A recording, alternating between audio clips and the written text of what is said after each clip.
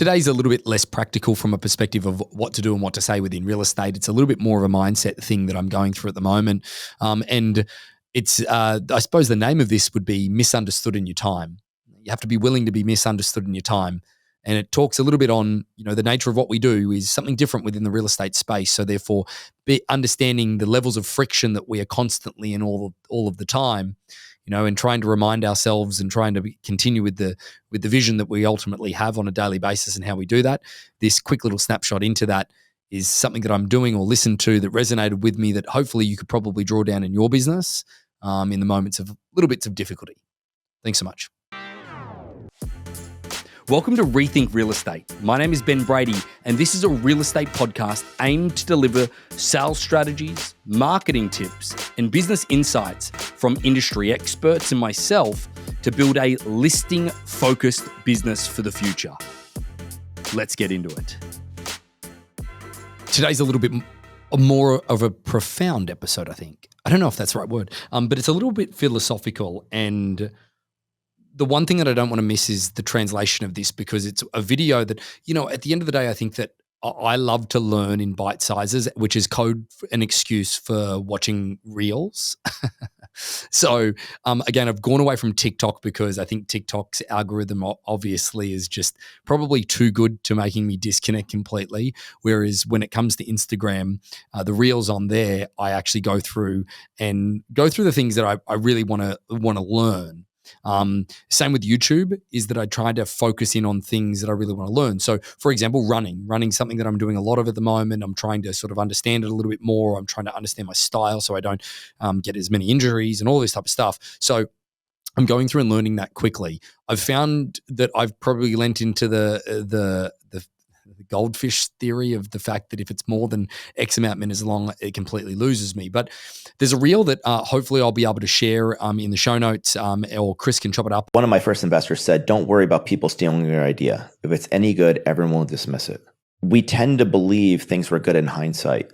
Some of the most revolutionary people and ideas were revolutionary because they were misunderstood in their time.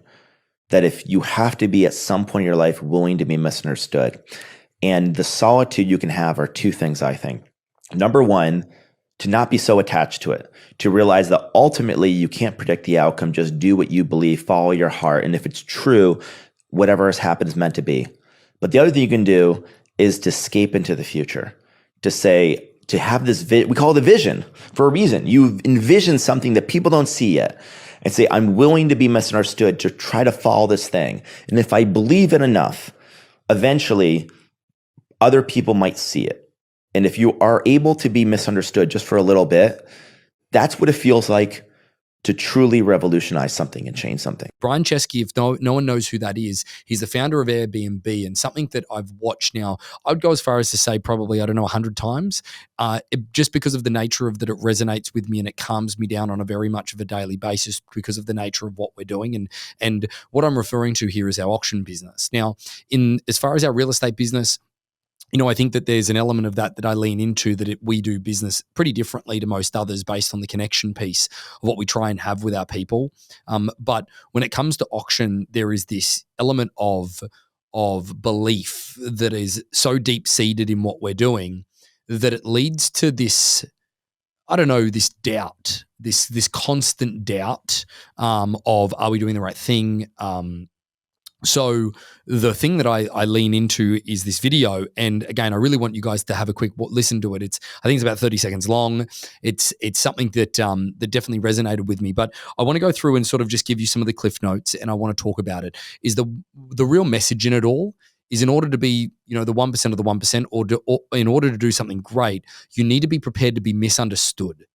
Okay. And one of the things that Brian goes into in this pitch is that, keeping in mind that he's the CEO and founder of Airbnb, and if you watch the interview or you watch anything of his in the past and some of the long format stuff that I have listened to from podcasts and things along those lines, is that the idea of sleeping on somebody's, like, the original idea of Airbnb is absolutely stupid. Like, the reality of going and sleeping on somebody's couch, or even a room in a stranger's house, even though it's at a cheaper value, to try and sell that to investors, I think that's silly. If you go into the factors of like the properties or whatever it may be, or like the way that it is now, where you're obviously Airbnb a whole house or an apartment or whatever it is, that makes total sense. Whereas in the beginning, it really didn't. And the one thing that Brian talks about is that he so vehemently agrees or believes in what he is doing that he sort of disconnects from the outcome of it and just keeps going. So, for example, is that he goes through and he talks about that. In hindsight, we all think that these ideas were revolutionary, but these were people that were misunderstood in their time. The ability to go back and look at that has allowed him to certainly, or did allow him to certainly move forward with his mission. Is that he just purely believed that he was misunderstood in his time. That eventually that he's just going to keep doing what he's doing and be less attached to the outcome, so that therefore, if it's meant to be, it's meant to be. And that's something that definitely I struggle with, is that, we get a lot of pushback, which then leads into another thing that he says at the very beginning of the video. Is one of his venture capitalists, or one of the people that was his early mentor, said to him that, don't worry about somebody stealing your idea, because if it's good enough, is that people will just completely ignore it. And 99.9% of people ignore the idea of auction. And again, please don't think that I'm trying to align myself with Airbnb, but the reality is that we are trying to do something different on a very frequent and daily basis, which leads to a lot of friction. It leads to a lot of disagreement. It leads to a lot of conviction and convincing of people. And at the end of the day, I really do believe that a lot of the time we are misunderstood in our time. And what I mean by that is that I don't mean in an industry as a whole. I mean in certain circumstances. So an agent wouldn't take a listing through to an auction, if it's brand new to market, because they're trying to sell it as quickly as possible. And the contradiction in that is to get the highest price possible, when realistically, in the transparency of auction, we can prove that we get between 8 and 12% more than a multiple offer situation. But they don't want to listen or hear about any of that type of stuff. Where we can get somebody to listen is when they're in a situation where they've done a price reduction, the property's on the marketplace for a period of time. So that person will engage with us. So that gives us the element of hope that we can service the industry. But until which we get big enough, or we've done enough, or we're there long enough, or we expand further and further and further, but also we lower the barrier to entry for the auction process for people to be able to use it on all of their listings rather than just some of their listings, is that's the part of the belief that ultimately we have, is that we've got to continue down this path and stay consistent with it the whole way through, having our wins along the way in order to then, keep looking forward to the future. He speaks about in this clip also, he speaks about being able to escape to the future. Okay. So first of all, he says, detach yourself from the outcome, because, at the end of the day, if you just keep doing what you think's right, it's either meant to be or it's not meant to be. And that's something that, again, I struggle with a lot. But I think that speaks a hell of a lot to anything that we ever do. The next part is that he talks about. He talks about not only being so attached, detaching yourself from the outcome, but being able to escape to the future. Being able to escape to a time where, for example, auction is a mainstream method that everybody uses. And again, it gets to that critical mass point where you actually welcome competition into the marketplace because it validates your theory even further. And again, something I struggle with. Everybody wants to try and create a monopoly system or whatever it may be. But the reality is that, getting yourself to the future state where many other companies and many other people are doing this, because it validates the idea through and through. So again, I know I probably haven't really clarified the exact point of all of this, but I think that there's a point of this that I try to get comfortable with on a daily basis, of being misunderstood in our time. And the way that I do that is that I love having something different to talk about.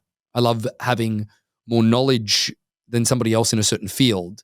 I love having that skill set that is one of which that it might not be skill set, it might just be knowledge base that's more in a certain field than somebody else. And that allows me to understand the idea of being misunderstood in your time. But don't get me wrong, the down days are I'm so tired of having to explain this to people over and over and over again,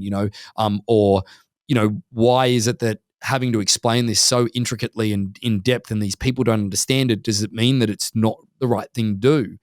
I think that those moments of peaks and trough always happen, but trying to find those sources, like what this video is for me, of, going through and understanding that, hey, maybe I am misunderstood in our time, escaping on a daily basis to, hey, what does the future look like? Keeping that vision at the top of mind for us on a frequent basis in order to remind us of why we're doing this. Detaching ourselves a little bit more from the outcome. It's a really difficult thing. It's a little bit contradicting to what I've just said, but it is something that I just need to keep on that path of consistency in order to get there. And again, I think that taking some advice from somebody like Brian that has been through trials and tribulations of pitching somebody the idea of that I'm going to rent your couch, to VCs, I think that definitely, gives you some type of validation that maybe this journey that is a little bit more, that it needs a little bit more commitment. Because I think that misunderstood in your time, you've got to obviously be able to have the staying power to your time, to that future vision, in order for it to be validated all the way. Hopefully this hasn't been too confusing or too philosophical, but that said is that I think that it was something that I definitely wanted to share because it's something that I'm going through on a daily basis and just watching and keeping in mind. Now, if Chris isn't able to chop it into the episode, then please go to the link and just watch it. It's a 30-second video on Instagram. It's quite cool. Thanks so much. So about 75% of our audience hasn't liked, followed, or subscribed to our podcast. It would mean the world to us, and it would help this podcast more than you know to expand our reach if you were to like, follow, or subscribe on any of the platforms that you're watching or listening on. Thanks again.